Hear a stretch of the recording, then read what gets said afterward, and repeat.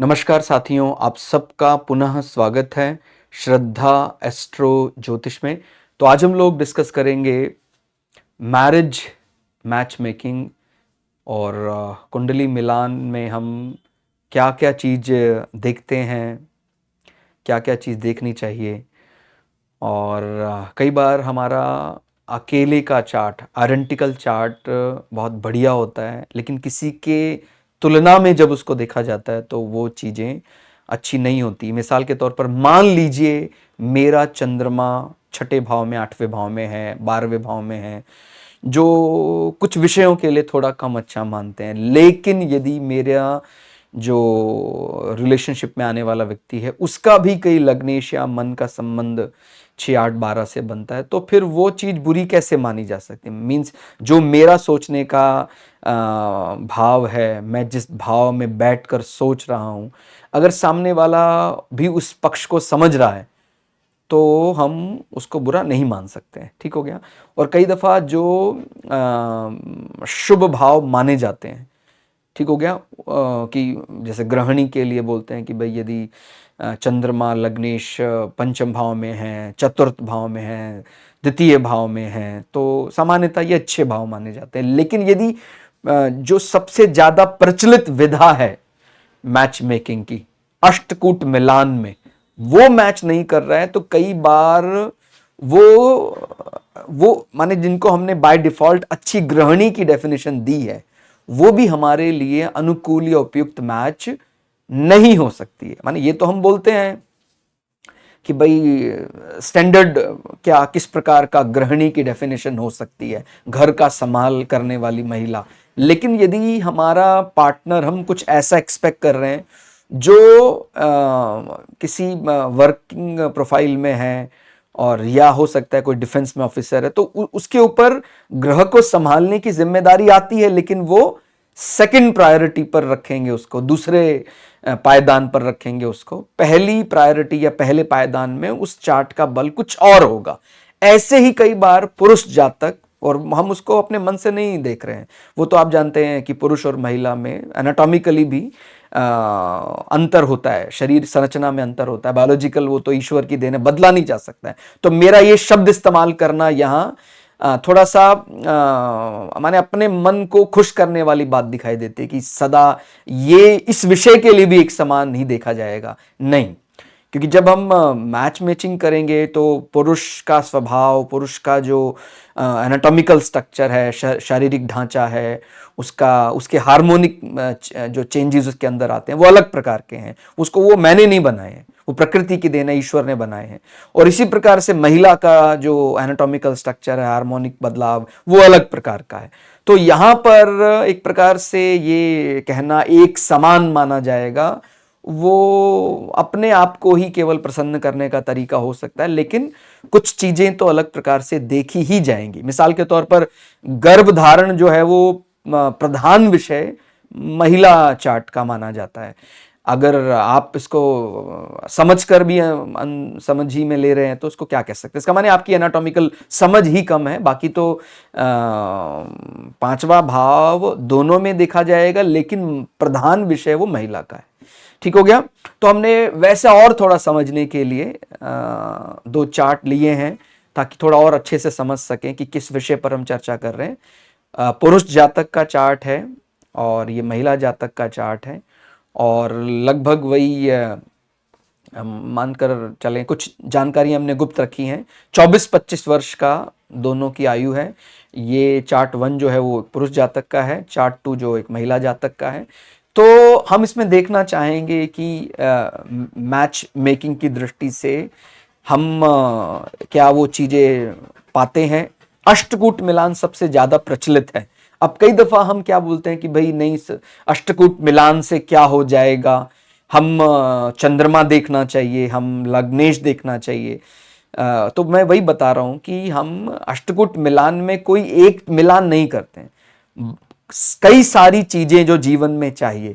आज हो सकता है वो शरीर का बाह्य आकर्षण हो, तो स्त्री और पुरुष का संग कुछ समय के लिए, कुछ वर्ष के लिए ठीक सा प्रतीत हो रहा है, लेकिन वो उम्र दर उम्र बढ़ती जाए उम्र, तो वो प्रेम बढ़ना चाहिए, घटना नहीं चाहिए।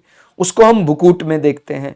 इसी प्रकार से भाई दोनों की हार्मनी अच्छी बनती है, दोनों का वर्किंग कैपेसिटी भी अच्छी है, लेकिन अगर दोनों में इंटरकोर्स प्लेजर नहीं है, उनमें वैवाहिक संबंध होने के बाद उनको कोई इंटरकोर्स के समय कोई ऐसा मेडिकल इशू हो जाता है, कोई ऐसा संतान उत्पत्ति गर्भाधारण में दिक्कतें आने लग जाती हैं, तो फिर वो जो उस पेयर को हम दिक्कत उस चीज की हो सकती है। और एक कई बार ऐसा भी प्रश्न उठाते हैं कि प्रभु भाई अगर मान लीजिए ये ना करें विचार, देखिए जो सत्य है, जिसके भीतर और बाहर सत्य है, उसके लिए तो एस्ट्रोलॉजी कहें या कोई भी ये विद्या तो बहुत छोटी है, लेकिन सत्य दिखाने का विषय नहीं है, वो जानने का विषय है। जो इतना ज्यादा सत्य, जिसके भीतर भी सत्य, उसके बाहर भी सत्य है, उसके लिए तो ज्योतिषीय सूत्र तो वो ना ही भी लगाए तो भी उसका जीवन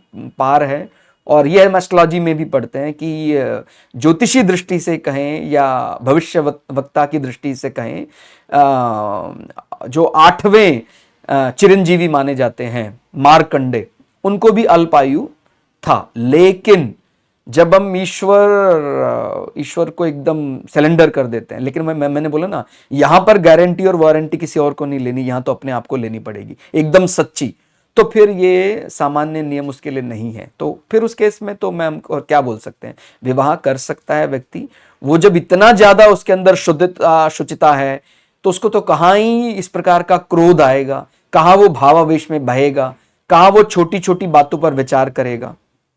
यानी जो भक्त व्यक्ति है, कोई बड़े व्रत का पालन करने वाला व्यक्ति है, उस केस में तो मुझे लगता है यदि ऐसा नहीं भी होता है तो वो चल सकता है।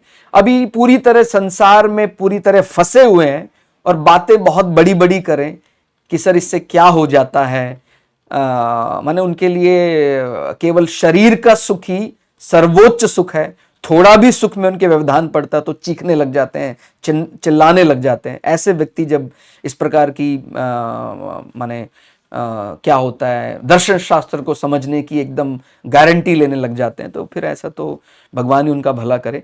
तो इसलिए हम मतलब मैं तो अपने लिए तो यही कहूंगा कि नहीं, अभी हम बहुत तुच्छ हैं, अभी कुछ नहीं जानते हैं, नियम पालन करना केवल सुनकर सीख रहे हैं, पूरी नियम भी नहीं जानते हैं, त्रुटियां हमसे होती रहती हैं। इसलिए हम तो जो नियम बनाए हैं बाय द बुक, उन पर विचार करेंगे। और ऐसा नहीं है कि भगवान की कृपा से, गुरुओं की कृपा से हमें आधुनिक विद्या का भी ज्ञान प्राप्त हुआ और ग्रंथों का भी बहुत ही कम आयु में हमारा उपनयन संस्कार हुआ, तो दोनों को हमने बहुत करीबी से देखने का विचार किया।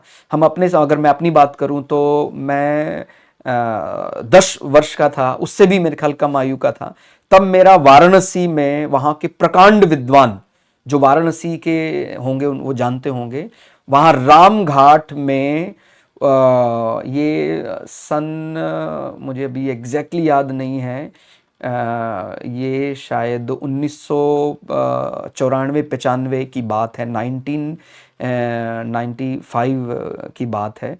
उस समय पर तत्तमानंद स्वामी, श्री तत्तमानंद जी, तांबे स्वामी जी वहाँ रहते थे, और वो बड़े ही विद्वान, माने उनके जैसा विद्वान आसपास भी नहीं था।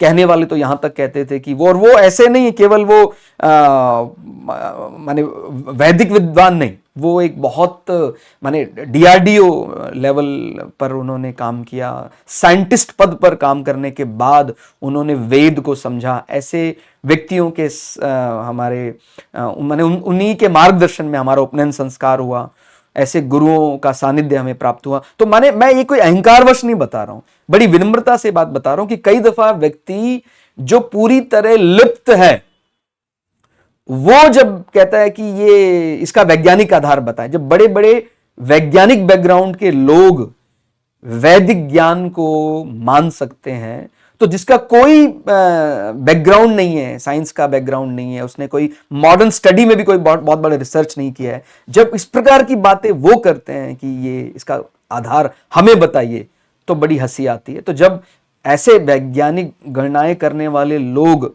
वेद को, और वेद का नयन ही या वेद का नेत्र माना जाता है ज्योतिष, उसको मान सकते हैं, मुहूर्त को मान सकते हैं, पंचांग को मान सकते हैं, तो जो मेरे जैसा तुच्छ व्यक्ति है उसको फॉलो करने में क्या दिक्कत है। ठीक हो गया। तो हम मैच मैचिंग में जब भी करेंगे क्या देखेंगे, देखिए पुरुष जातक में हमने देखा लग्नेश जो है, माने एक बार आइडेंटिकली समझते हैं, अकेला अकेला समझते हैं। चार्ट जैसे मैंने बताया कि कई बार हम ऐसा कह देते हैं कि महिला जातक का तो चंद्रमा बहुत अच्छी जगह बैठा है, लग्नेश बहुत अच्छी जगह बैठा है, तो मैचिंग के लिए ये परफेक्ट क्यों नहीं है, इस चार्ट को हम क्यों अलाउ कर रहे हैं या अलाउ क्यों नहीं कर रहे हैं, वो भी हम समझेंगे। देखिए इनका जो लग्नेश है वो बुध है, और कन्या लग्न, मेरा पर्सनल ओपिनियन मैंने कई बार बताया है, मुझे तो कन्या लग्न, मिथुन लग्न बहुत अच्छे लगते हैं। एक बड़े ऑबिडेंट वर्कर की रूप में रहते हैं, और भाग्य से ये पब्लिक सेक्टर में ही काम करते हैं। जो बात इनको दी जाती उस बात को बहुत अच्छे से उसका पालन करते हैं। तो किसी भी अच्छे मंत्रालय के जो कह सकते हैं वहाँ उनके ऑफिस में काम करने वाले हैं, उस बात को अगर उन्होंने बोला है कि लीक नहीं होना चाहिए तो बिल्कुल इस बात को ओबे करेंगे। कन्या माने नियमों का पालन करने वाला। ठीक हो गया। तो कन्या लग्न की इमेज बनेगी, और वैसे हास्य विनोद पसंद करते हैं। चंद्रमा कहां बैठा है, मिथुन राशि, ये भी बुध की राशि है, और लग्नेश और राशि स्वामी दोनों चतुर्थ भाव में है, और रात्रि अभिजित मुहूर्त का इनको लाभ मिला है। रात्रि अभिजित का मतलब होता है जैसे भगवान राम का रात्रि 12 बजे, माने भगवान कृष्ण का, माने भगवान राम का दोपहर 12 बजे और भगवान कृष्ण का रात्रि 12 बजे। माने भगवान कृष्ण के लिए हम सूर्य मानते हैं चौथे भाव में, भगवान राम के लिए हम सूर्य मानते हैं दशम भाव में। ठीक हो गया। तो इन दोनों को ही हम अभिजित का लाभ मिलता है, अभिजित मुहूर्त का। दशम भाव यानी दिवा अभिजित, और रात्रि 12 बजे सूर्य पाताल लोक में होता है, माने चतुर्थ भाव को पाताल लोक की संज्ञा देते हैं, वहां से वो चतुर्थ भाव को प्रभावित करता है। तो वो कहीं ना कहीं गवर्नमेंट इमेज के लिए, public sector, senior boss, authority के लिए बहुत बढ़िया होता है। तो ये पब्लिक सेक्टर में ही है। और सूर्य और चंद्रमा एक दूसरे के आमने सामने हैं। चंद्रमा को भी कहीं ना कहीं फीमेल किंग की भूमिका में ही माना जाता है। कई बार बोलते हैं चंद्रमा रानी है, आप इसको रानी के रूप में, माने इसका भी दशम भाव में प्रभाव अच्छा माना जाता है। ठीक हो गया। और बाकी यदि हम पांचवें भाव की विचार करें, पांचवा भाव ये हमारा रोमांस है, और 5 और 7 का यदि मिलन हो, जिसके स्वामी का मिले, तो व्यक्ति खुद से विवाह तय करता है। तो आप देख रहे हैं पांचवें का स्वामी कौन है, शनि, और 7वें का स्वामी कौन है, बृहस्पति। दोनों के बीच में हाउस एक्सचेंज हो गया, इस कारण से गुरु का भी नीचत्व जो है वो समाप्त हो जाता है। मंगल उच्च का होकर गुरु के साथ बैठा है, तो वो भी अच्छा है। और मंगल जो है इनका भूमिपुत्र होकर उच्च का है, और वो तीसरे भाव का स्वामी, तीसरा भाव भी इनका बहुत स्ट्रांग माना जाएगा। पराक्रमी, इनिशिएटिव, पेपर वर्क, पड़ोसियों का लाभ, भाई बहनों का, सहोदरों का पूरा पूरा लाभ इनको प्राप्त होगा। कुटुंब भाव भी, माने दूसरा भाव हम हैप्पी मैरिड लाइफ के लिए देखते हैं, ये भी सर्वष्टक वर्ग की दृष्टि से one of the top houses में से है। ठीक हो गया। तो 2nd, 7th, 8th ये तीनों को हम हैप्पी मैरिड लाइफ के लिए मुख्य रूप से देखते हैं। तो मेरी अपनी दृष्टि से दूसरे भाव का बली होना कौटुंबिक सुख देता है। बच्चे होने के बाद मैरिड लाइफ में जो क्योंकि देखिए जब तक शरीर का सुख मिल रहा है व्यक्ति को, केवल स्त्री पुरुष का संग, तब तक तो कई बार व्यक्ति रिस्पॉन्सिबिलिटी निभाने के लिए भी तैयार हो जाता है। लेकिन जब उसको लगता है कि अब मेरा कर्तव्य बढ़ रहा है, तो कर्तव्य मानने से वो मना कर देता है। तो ये जो कर्तव्य परायणता कह लें, प्रॉमिसिंग नेचर, वो दूसरे भाव से देखा जाता है। तो दूसरे भाव का बली होना, व्यक्ति अंत तक अपने कुटुंब का ध्यान रखने वाला होगा। कुटुंब में सबसे पहले उसके माने हस्बैंड, वाइफ, बच्चे पहले आते हैं। तो इसका बली होना हैप्पी मैरिड लाइफ का इंडिकेशन ही माना जाता है। और फिर 7वां भाव, हालांकि 7वां भाव, इन शनि एक्सपर्ट नहीं है, इनको अपनी सी आयु के ज्यादा का भी पार्टनर हो सकता है, उनकी आयु ज़्यादा हो या दिखने में इनसे ज़्यादा उम्र की लगे। हालांकि शनि 7वें भाव में उसको डायरेक्शनल स्ट्रेंथ मिलती है, वो कहीं ना कहीं तुला राशि ज़ोडिएक की पड़ती है, तो तुला राशि में उच्च के माने जाते हैं। वो बिजनेस पार्टनरशिप के लिए अच्छा होता है वो, लेकिन स्पाउस की दृष्टि से सांवला भी हो सकता है पार्टनर थोड़ा सा, और उम्र में जैसे मैंने बताया उम्र में ज़्यादा हो सकता है, या ऐसा दिखता हो उम्र में थोड़ा ज़्यादा हो। ठीक हो गया। तो वो प्रभाव दिखाई देता है। और बाकी इनको जैसे मैंने बताया आय दृष्टि से और इनकी जो पैतृक संपदा की दृष्टि से मंगल उच्च का होकर संतान भाव में बैठा हुआ है, तो वो चीज़ें अच्छी हैं। संतान इनको तुरंत करना चाहिए। पांचवें भाव का सर्वष्टक वक्त बहुत कम है। बृहस्पति आप जानते हैं कारक माना जाता है, नीच होकर नीचत्व भंग करा रहा है, तो first attempt is not good. ऐसा लग सकता है कि संतान हो रही है, डिले हो रही है, ऐसा विचार मन में चल सकता है। फिर हम आते हैं ये जो महिला जातक का चार्ट है, तो देखिए यहाँ लग्नेश जो है वो शुक्र है, और शुक्र पंचम भाव में बैठे हैं। पंचम भाव बहुत माने योग कारक है, शनि महाराज उनके घर जाकर बैठे हैं। और कहीं ना कहीं क्योंकि शनि और गुरु में हाउस एक्सचेंज हो गया तो उसका बेनिफिट इस चार्ट में भी इट इज़ लाइक गुरु का नित्यत्व समाप्त हो जाता है और शनि भी अपने घर में बैठा है, ऐसा होना चाहिए।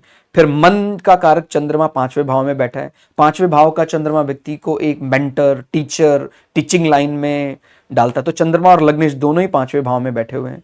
और सूर्य जो आयेश है वो भी यहाँ, तो यहाँ कई धन योग और राजयोग बन रहे हैं पांचवें भाव में। तो महिला जातक बड़ी विवेकी हैं, बहुत बढ़िया हैं, चंद्रमा की प्लेसमेंट बहुत बढ़िया है। और तो अगर इनके अकेले चार्ट का विचार करें तो इस पांचवें भाव का बल बहुत है।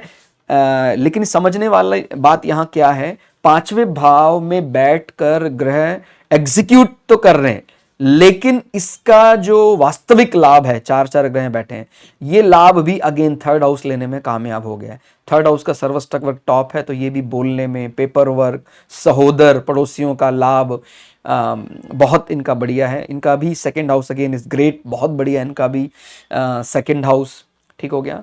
और बाकी इनका आय भाव, स्टेटस भाव भी अच्छा है, स्टेटस हाउस में भी कोई दिक्कत नहीं है। अब हमने अकेले अकेले दोनों के चार्ट तो देख लिए, लेकिन जब हम मैच मेकिंग करेंगे तो हमें कई चीजें देखनी पड़ती है। मैंने जैसे शुरुआत में ही बताया, भाई अगर आपका कोई इस प्रकार का जीवन जीने का तरीका है जहां भीतर बाहर पूरी तरह सत्यता ही है, आप बड़े बड़े व्रत करने वाले व्यक्ति हैं, तो फिर आपके लिए तो सामान्य नियम है नहीं। लेकिन हम जैसे, मेरे जैसा व्यक्ति जो है, जो भी सामान्य संसार के नियमों में ही उसको शरीर का आकर्षण बहुत उसको परेशान करता है और वो संसार में ही लिप्त है, तो फिर वो इतनी बड़ी बड़ी बातें यदि करेगा तो कैसे जमेगा। कोई व्रत जीवन में है नहीं, कोई नियम कायदा कानून है नहीं, और वो सीधा कहता है कि नहीं मैं केवल ईश्वर में मानता हूं, मेरा और किसी में कोई मानना नहीं है। उसको अगर जरा सा बोल दें कि आपके शरीर के सुख में थोड़ा सा कम हो गया तो चलेगा, तो एकदम वो क्रोध में उतावला हो जाता है। तो ऐसे व्यक्ति को अपनी सीमा को नहीं लांघना चाहिए, क्योंकि देवता जब तक प्रसन्न है, जब देव बिगड़ता है तो फिर उसका अहंकार उसको ले डूबता है। तो इसलिए जो नियम कायदा कानून डिसिप्लिन अनुशासन में रहता है, प्रकृति भी उसका बहुत सम्मान करती है। तो मैं ये कहना चाह रहा हूं कि ये जब मैच मेकिंग के जरिए विवाह नहीं मिलता है तो हम ऐसी बात कहने लग जाते हैं, कुछ नहीं होता है, मैं अपने आप कर लूंगा। तो किसी ने कहा नहीं है, हम तो स्वयं ही कुछ विज्ञान है उसको समझने का विचार कर रहे थे। और जब मन मुताबिक लगता है तो कई व्यक्ति मान लेते हैं, जब मन मुताबिक नहीं लगता है तो क्या करते हैं, विद्रोह करते हैं। विद्रोह करने से किसी का नुकसान थोड़ी होता है, ठीक हो गया। तो विज्ञान है, आप अर्थ को नहीं मानते हैं कि वो उसका जो शेप है वो स्पैरिकल है, इलिप्टिकल है, तो उससे क्या कोई साइंस को थोड़ी कोई नुकसान है, ठीक हो गया। तो ये बात समझनी है कि अभी वो एक विज्ञान है, उस विधा से हम अपने आप को समझना चाह रहे थे। अब आप उसको एक्सेप्ट करते हैं, डिनाई करते हैं, वो आपके ऊपर है। तो अभी दोनों चार्ट जैसे मैंने बताया इच्छा पूर्ति लाभ की दृष्टि से अच्छे हैं। अभी जब हमने अष्टकूट मिलान किया तो वहां पर कुछ समस्याएं देखने में आई। देखिए अष्टकूट मिलान में क्या क्या देखा जाता है, वर्ण, वश्य, तारा, योनि, ग्रह मैत्री, गण, भुकूट, नाड़ी, ठीक हो गया। और वर्ण जब मिलान होता है इससे क्या पता लगता है, वर्ण मिलान से हमारी दोनों की यानी स्त्री पुरुष की वर्किंग कैपेसिटी, दोनों एज अ टीम कैसा काम करेंगे, दोनों की वर्किंग कैपेसिटी कैसी होगी। हो सकता है अकेले हम कम बढ़िया काम कर सकते हो, लेकिन मिलकर जो हमारी वर्किंग कैपेसिटी है। तो आप देख रहे हैं ये जो जोड़ा है, ये जो चार्ट है, इनकी वर्किंग कैपेसिटी में पूर्णांक मिले हैं, पूरे अंक मिले हैं, ठीक हो गया। प्रतिशत में चाहे आप समझे कि भाई टोटल 100% में से 100% मिला है वर्ण हिसाब से, ठीक हो गया। तो इनका वर्किंग कैपेसिटी, कार्य क्षमता भी आप कह सकते हैं, पूर्णांक मिला है। और एस्ट्रोलॉजिकली एक वर्ण होता है, ध्यान रखना है, लोक व्यवहार में जो प्रचलित वर्ण है हम उसकी यहां बात नहीं कर रहे हैं। एस्ट्रोलॉजी में हमारा काम करने का एक स्टाइल होता है कि जैसे मान लीजिए मैं पूरी तरह कर्म प्रधान हूं, मैं कर्म ही पूजा इस स्लोगन को मानता हूं, तो हम एस्ट्रोलॉजी में उसको शूद्र वर्ण असाइन करते हैं। और ऐसा व्यक्ति ज्यादा देश काल पात्र अनुसार एक प्रैक्टिकल बुद्धि वाला होता है, और वो बोलता है कि नहीं, मैं जो करूंगा उसी पर मुझे विश्वास है। मैं बहुत ज्यादा यदि स्पिरिचुअल ऐसा कुछ किसी रिचुअल में बिजी हो जाता है तो फिर वो थोड़ा सा असहज हो जाता है, ठीक हो गया। तो वो कर्म ही पूजा है, इस वाक्य को, शरीर से होने वाले कर्म उस पर वो ज्यादा मानता है। मन से होने वाले कर्मों को वो इतना ज्यादा तवज्जो नहीं देता है या दे पाता है, ठीक हो गया। तो दोनों का सोचने का तरीका यहां एक सा है। शूद्र वर्ण, टोटल अंक मिल रहे हैं, ठीक हो गया। फिर वश्य, वश्य जो होता है कूट में, वो प्राइमेसी की बात करता है। मेरी दोनों मिलकर जब हम एक एज अ टीम काम करेंगे तो हमारी प्रधानता कैसी होगी, ठीक हो गया, प्राइमेसी। तो यहां पर दोनों का ही वश्य मानव और मानव है, तो वहां भी पूर्णांक मिल रहे हैं अपने को, 2 में से 2 अंक मिल रहे हैं, या ये कह सकते हैं 100 में से 100 मिला है। माने हमने अष्टकूट मिलान को 8 अलग अलग हिस्सों में बांटकर जब परसेंटेज कैलकुलेट किया तो पहले भी 100 मिल गया, यहां भी 100 मिल गया, या ये कहें 1 में से 1 अंक मिला, 2 में से 2 अंक मिले। फिर आता है तारा। तो मैच मेकिंग में तारा जो है वो किस लिए देखा जाता है, हम दोनों का हस्बैंड वाइफ के रूप में जब आगे जाएंगे तो लक फैक्टर कैसा काम करेगा, भाग्य अभिवृद्धि होगी कि नहीं होगी, हमें चीजों के लिए ज्यादा रीअटेम्प्ट तो नहीं करना पड़ेगा, ठीक हो गया। भाग्य आप जानते हैं कि जब मैं पूरी तरह से अपना अच्छा काम में लगा हुआ हूं, वो चीज जो मेरे हाथ में नहीं है, अचानक से वो सब मेरा, मैं अपनी तरफ से पूरा किया अच्छे से, फिर भी वो अप्रूव नहीं हो पाए। 9th house is also for approval, जजेस, अथॉरिटी। तो वो अथॉरिटी जो अप्रूव करने वाली, अगर वो मेरे काम को रोक दे रही है बार बार, तो मेरा लक फैक्टर प्रभावित हो रहा है। तो दोनों एज ए टीम जब काम करेंगे तो लक फैक्टर बहुत बढ़िया होगा। यहां पर भी 3 में से 3 अंक मिले इस जोड़े को, तो अभी तक आप समझ रहे होंगे कितना बढ़िया मैच हो रहा है। तो इतना समझकर कोई व्यक्ति अंदाजा लगाने लग जाता है, यार जब कार्य क्षमता मिल रही है, प्रधानता मिल रही है, भाग्य मिल रहा है, तो शादी कर देनी चाहिए। एस्ट्रोलॉजिकली मैं बता रहा हूं, ठीक हो गया। मेरा मन क्या बोल रहा है उससे कोई वास्ता नहीं है, उससे कोई सरोकार नहीं है, हम तो बाय द बुक ही जा रहे हैं अभी, ठीक हो गया। तो फिर योनि, हम सबका एक एस्ट्रोलॉजी में वर्किंग स्टाइल किसी एनिमल से मैच करता है, कुछ कैरेक्टरिस्टिक्स वहां से वो लेता है। तो ये पुरुष को मार्जार योनि मिली, एक प्रकार का कैट, और महिला को एक प्रकार अश्व, अश्व यानी हॉर्स। तो दोनों की यदि मैच कर रहे हैं तो यहां पर भी नियरली हम कह सकते हैं 80% तक मैच कर रहा है, या कह सकते हैं 4 में से 3 पॉइंट अपने को मिल रहे हैं। तो ये किस लिए होता है योनि, हमारा मेंटेलिटी, दोनों जब मिलकर काम करेंगे तो ऐसा लगेगा कि मेंटेलिटी काफी हद तक एक समान है, ठीक हो गया। तो बहुत बढ़िया लग रहा है यहां तक, तो बहुत बढ़िया कि हाँ, अरे इतना सुनकर तो ऐसा लगता है जैसे विवाह कर ही देना चाहिए। फिर उसके बाद आगे आते हैं ग्रह मैत्री, ठीक हो गया। ग्रह मैत्री में हम हमारे राशि स्वामियों का मैत्री देखते हैं। तो इनका राशि स्वामी क्या है, बुध, इनका राशि स्वामी क्या है, शनि। आप देख रहे हैं महिला जातक की कुंभ राशि है, पुरुष जातक की मिथुन राशि है। तो मैत्री है, और 5 में से यहां पर कितने अंक मिल रहे हैं, 4। ये किस लिए होता है ग्रह मैत्री, ये होता है सामंजस्य के लिए। सामंजस्य कह सकते हैं आप, हार्मनी, दोनों जब मिलेंगे तो दोनों की हार्मनी एक दूसरे के प्रति कैसी रहेगी, तो ये सामंजस्य के लिए निकाला जाता है ग्रह मैत्री। यहां तक कोई भी समस्या दिखाई नहीं दे रही थी। हमने महिला जातक के चार्ट का चंद्रमा देखा, बहुत अच्छी जगह बैठा है। लग्नेश देखा, बहुत, माने चंद्रमा है वो 10th लॉर्ड भी है, ऑफिस का स्वामी होकर बहुत अच्छी जगह बैठा है। और पुरुष जातक का भी हमने लग्नेश, राशि स्वामी, चंद्रमा देखा, बहुत बढ़िया है। और अष्टकूट मिलान में भी हमें ग्रह मैत्री तक कोई समस्या नहीं मिली। लेकिन अब जब हम अगला पॉइंट पकड़ते हैं, गण, गण जो होता है वो व्यक्ति दोनों मिलकर उनका नेचर किस दिशा में जाएगा। ठीक हो गया। ये देव हैं, वो राक्षस हैं। देखिए, ये शब्दों से घबराना नहीं। कई बार एस्ट्रोलॉजी में कोई ऐसे शब्द आते हैं, क्योंकि वो अब प्रचलन में नहीं है, संस्कृत भाषा या हिंदी के भी हम बहुत ज्यादा दक्ष नहीं है, तो हम घबरा जाते हैं, भाई राक्षस गण है तो उसका अर्थ मतलब मैं क्या राक्षस हूं? ऐसा नहीं है। राक्षस गण का मतलब राक्षस ऐसा नहीं है। कलिकाल, कलयुग में तो मैं समझता हूं, मशीन युग में मशीन लैंग्वेज, मशीनों की अच्छी जानकारी और टेक्निकली स्ट्रांग होता है राक्षस गण, जल्दी समझ सकता है।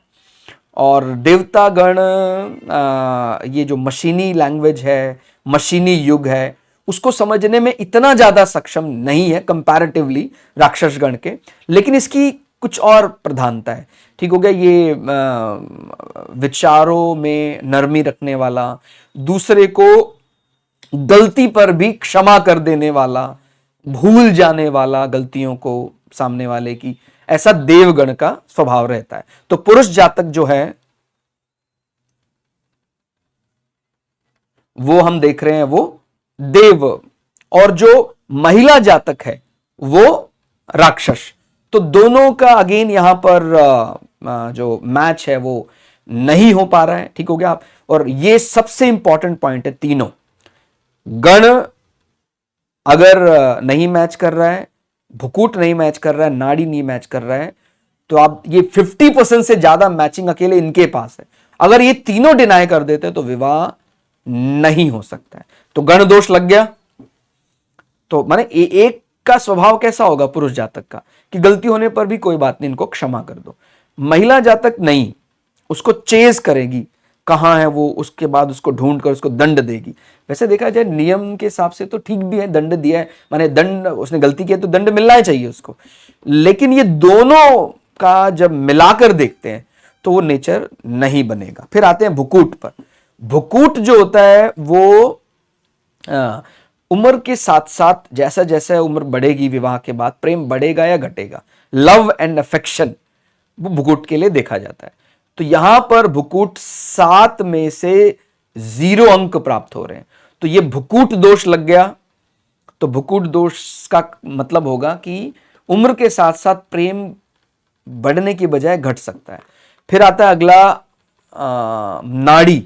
नाड़ी इनका जो है आदि नाड़ी है, और महिला जातक की भी सेम नाड़ी, आदि नाड़ी को हम बोलते हैं, जैसे आदि है, फिर मध्य है, अंत है, तो आदि को हम वात नाड़ी बोलते हैं, वायु। तो दोनों का वायु है, तो इसमें मेडिकल इशू हो सकता है, कोई इंटरकोर्स में कुछ इन्फेक्शन से जैसा कुछ ऐसा हो, और चाइल्ड बर्थ से रिलेटेड कुछ, तो स्वास्थ्य संबंधी मेडिकल इशू होना। तो जब हम ओवरऑल मिलाते हैं तो 36 कैरेक्टरिस्टिक्स में से केवल 13 मिलते हैं, और बोलते हैं यदि 50% भी मैच कर जाता, 18 हमारा कैरेक्टरिस्टिक्स मैच कर जाता, तो विवाह के लिए जा सकते थे, बट यहां पर नहीं मैच कर रहा है। तो अष्टकूट मिलान तो यही कह रहे हैं कि नहीं, विवाह नहीं हो सकता। तो आप देख रहे हैं कि चंद्रमा की लोकेशन इतनी अच्छी होने के बाद, चंद्रमा को कितना अच्छा स्थान मिला है, फिर भी विवाह के लिए मना किया जाएगा। और मैं एक बात और बोल रहा हूं, यदि कोई व्यक्ति बहुत बड़ा भक्त है, कोई कठोर व्रत का पालन करता है, ठीक हो गया, भाई मैं कठोर ब्रह्मचर्य का पालन करता रहूंगा जीवन में, या उसने जीवन में पहले इस प्रकार के व्रत किए हैं, या वो आगे भी ऐसा व्रत ले सकता है कि मैं विवाह के उपरांत भी मैं एक दिन ऐसा रहूंगा जैसे ब्रह्मचारी रहता है, वैसा रहूंगा मैं, मन वचन वाणी से कठोर व्रत का पालन। दुनिया के सबसे कठिन व्रत माने जाते हैं ब्रह्मचर्य और भोजन का व्रत।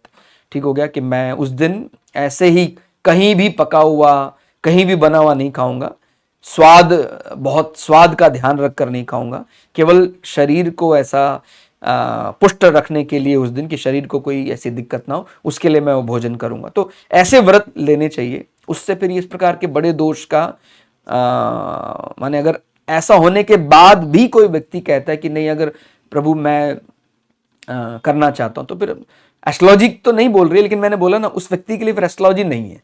जो भगवान का परम भक्त है, बहुत बड़े नियमों को मानने लग जाता है, कठिन व्रत धारण कर लेता है, तो फिर वो जा सकता है। लेकिन मैंने बार बार ये बात बता रहा हूं, गारंटी वारंटी किसको लेनी है? आपको लेनी पड़ेगी। ठीक हो गया। वैसे चार्ट में 12वें भाव में मंगल बैठा है महिला जातक के, तो प्रथम दृष्टा तो मांगलिक है ये, क्योंकि मंगल की 8वीं दृष्टि जो है वो 7वें भाव में।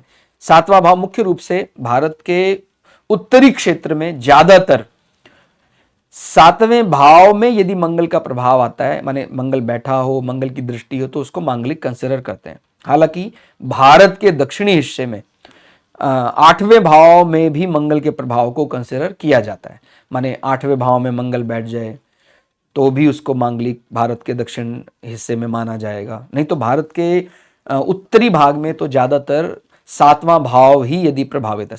7th house is for spouse, 8th house is for organ satisfaction. तो इट इज लाइक मांगलिक का मतलब है कि कमांडर जो है वो जिसका लड़ना पेशा है वो बेडरूम में देख रहा है।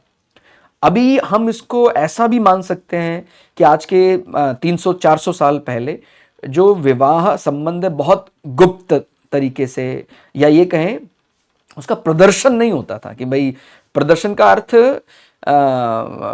व्यक्ति अपने रिलेशनशिप को थोड़ा सा, माने जब रिलेशनशिप में आ रहा है वो गुप्त रखना चाहता था। बट आज देश काल पात्र अनुसार परिस्थितियां बदल रही हैं कि व्यक्ति अपने आप को क्या बोलता है कि नहीं, मैं विचारों में खुलापन चाहता हूं, मैं अपने पार्टनर के साथ संबंध खुले में रहकर, इस प्रकार का जो ये सब परिवर्तन हो रहा है, तो उसमें कुछ कई जगह मंगल की इस एनर्जी को व्यक्ति ने आज अपने जीवन में समन्वित सा कर लिया है, उसको मिला लिया है। ठीक हो गया। तो वो एनर्जी जो है, अगर किसी व्यक्ति के चार्ट में, दूसरे के भी चार्ट में इसी प्रकार का व्यवहार है, तो चीज वो मैनेजेबल है। जैसे मंगल 5वें भाव में बैठकर अपनी चौथी दृष्टि तो डाल ही रहा है 8वें भाव में। ठीक हो गया। तो 1 2 3 4, तो वो एक प्रकार से 8वां भाव एक्सटर्नल ऑर्गन प्लेजर होता है। जैसे मैंने बोला भारत के दक्षिणी हिस्से में 8वें भाव में भी यदि मंगल का प्रभाव होता है तो उसको भी मांगलिक चार्ट कंसिडर किया जाता है।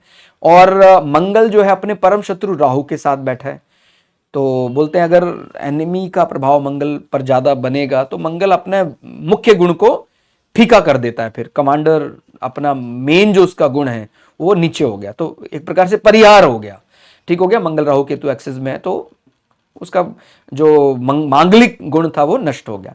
लेकिन ये विचार हम तब करते जब हम यहां पर पासिंग मार्क्स लेकर आ जाते। 50% यहां पर पासिंग मार्क्स माना जाता है। यहां पर ऐसा नहीं है यूनिवर्सिटी लेवल जैसा देखते हैं कि 40% पर पास कर देते हैं या 33% पर पास कर देते हैं। यहां पर तो 50% होना चाहिए अष्टकूट मिलान में, तो वो विवाह के लिए जा सकता है। और बहुत बड़े कोई पुण्यात्माएं भक्त हैं तो उनको तो हम इस नियम पर नहीं बांध सकते हैं, वो तो एक प्रकार से हमारा ही दुस्साहस माना जाएगा। तो इसलिए मैं ये तय नहीं कर सकता हूं कि सामने वाला किस लेवल का भगवान का भक्त है, कितने बड़े नियम उसने माने हुए हैं। अगर नियम माने हैं, आपने वारंटी गारंटी अपनी ली हुई है, तो फिर आप, जैसे मैंने बताया कि आपका चार्ट जो है वो किसी भी परिस्थिति में, आप कितनी बार भी पढ़ चुके अपने चार्ट को, अगर आप भगवान के परम भक्त हैं, चार्ट आपका कैसा भी आप मान रहे हैं, बुरा आपको मिला है, मान लीजिए दुनिया का सबसे गंदा चार्ट भी है, उसके बावजूद भी आपका भाग्य अभिवृद्धि करेगा, क्योंकि कई सूत्र ऐसे हैं जो आप अधूरे जानते हैं। हो सकता है केवल आप अपने जन्म D1 चार्ट को ही देख रहे हो, लेकिन आप भगवान के पक्के भक्त हैं, नियम से चलते हैं, तो एक दिन अनायास ही कोई बता देगा कि हाँ, आपका नवमांश बहुत बली है, आपके लग्न में जो जो कमजोर ग्रह थे सब नवमांश में बहुत बली हो गए। तो ये भाग्यवान होना नहीं तो और क्या है। ठीक हो गया। तो एस्ट्रोलॉजी नहीं, आपकी एस्ट्रोलॉजी बदल दी।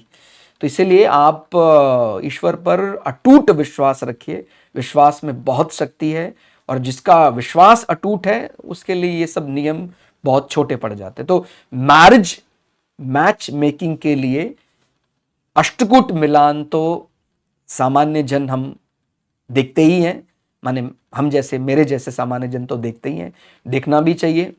और जो लोग बहुत उच्च लेवल के, उच्च कोटि के भक्त हैं, उनके लिए तो फिर मैं समझता हूँ ये उस चीज को दरकिनार भी कर दें तो मुझे, क्योंकि वो उनके लिए, वो तो ईश्वर के साथ उनका डायरेक्ट संवाद चलता है, उसके लिए तो फिर क्योंकि शास्त्र में सब अलग अलग नियम है सबके लिए। ठीक हो गया। तो आज के लिए फिलहाल इतना ही। आपको ये सर्वकूट माने अष्टकूट मिलान कैसा लगा, ये आप जरूर बताइएगा। मिलते हैं अगली वीडियो में, तब तक के लिए जय श्री भगु पराशरा, जय श्री शुक्राचार्य, नमस्कार।